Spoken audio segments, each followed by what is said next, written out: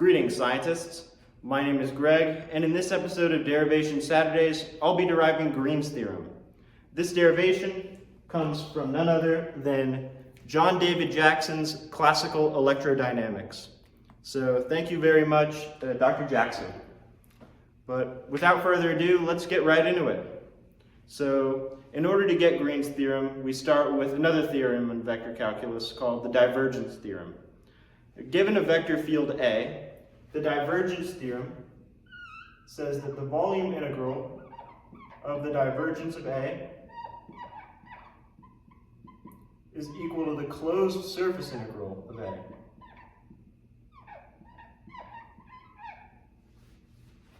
A. This is the divergence theorem, and in order to get Green's theorem from this, we have to define what A is. So, in order to get Green's theorem, we'll set our A is equal to a scalar phi times the gradient of a scalar psi. And if we plug this into the divergence theorem and do some rearranging, we will eventually get Green's theorem. So let's do just that. Plugging our A into the divergence theorem, we get that the volume integral of the divergence of phi times the gradient of psi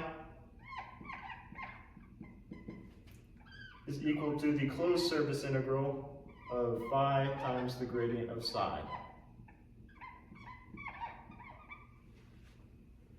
Now, to get Green's theorem, we apply some vector calculus identities to this, and we can rearrange it, and it'll look a lot nicer.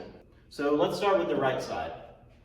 So the definition of the gradient of psi in Cartesian coordinates is the partial derivative of psi with respect to x, e hat x, plus the partial derivative of psi with respect to y, e hat y, plus the partial derivative of psi with respect to z, e hat z. And if you notice, this unit vector is being dotted to the gradient. So what's going to happen is that only the coordinate representing the unit vector is going to actually apply to this gradient. All of the other coordinates will just go away. They'll disappear. So we can then write this dot product as simply being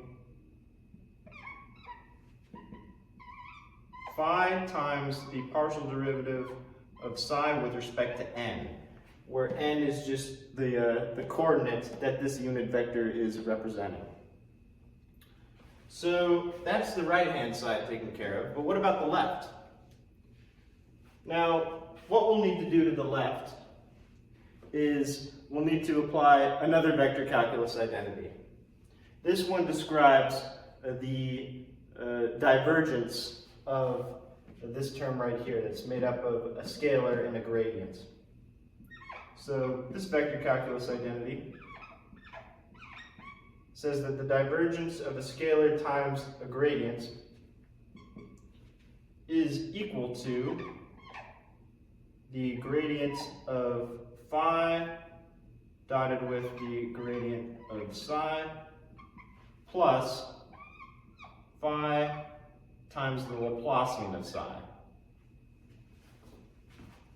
And we'll just apply this to the left-hand side, and we should get Green's first identity. So I haven't exactly been honest with y'all. Green's first identity is not Green's theorem, but it is the first step into getting Green's theorem. So let's write it right now. So using the vector calculus identities I just discussed, we'll write the gradient of phi dot the gradient of psi plus phi times the Laplacian of psi, and this is all within this volume integral, which is equal to the surface integral, closed of course, of phi times the partial derivative of psi with respect to n dA. So this is what's known as Green's first identity, and it's the first step to getting the actual Green's theorem.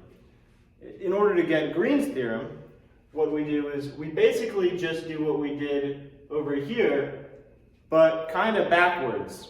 So to get Green's theorem, we do what we did to get Green's first identity, but instead of our A being phi times the gradient of psi, now our A will be psi times the gradient of phi.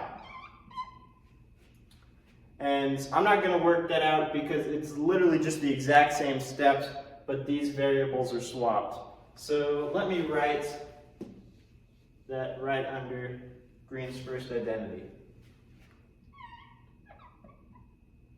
So we have the gradient of phi dot with the gradient of psi plus phi, or psi, times the Laplacian of phi is equal to the surface integral of psi times partial derivative of phi with respect to n dA.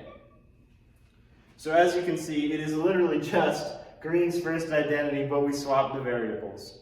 Now to get Green's theorem, and this is going to be a little tricky, but what we do is we subtract this from this. So we combine our two equations into one. And we do that by subtracting this from this. So let's do that right now.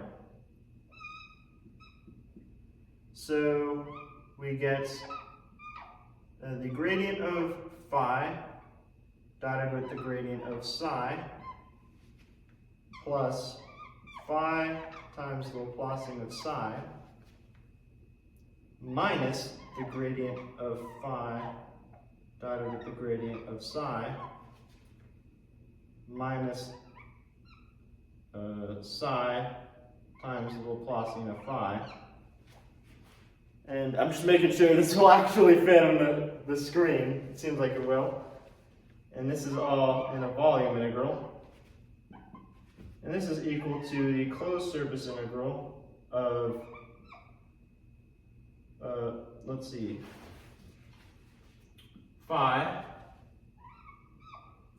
times the partial derivative of psi with respect to n minus psi times the partial derivative of phi with respect to n.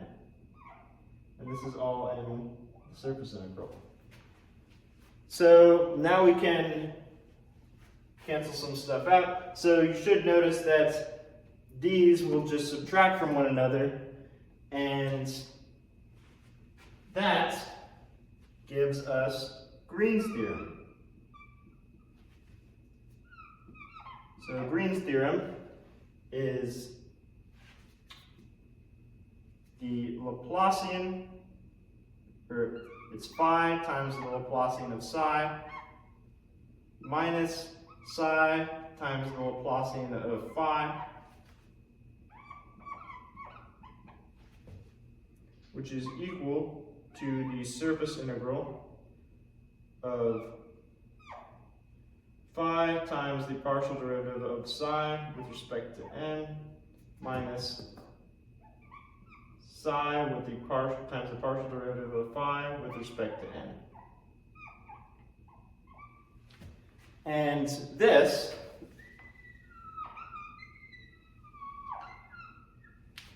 is Green's second identity, also known as Green's theorem.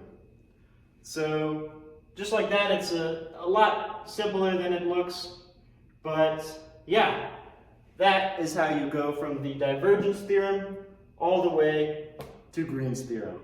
And I used the color green for Green's theorem. I thought it would be appropriate.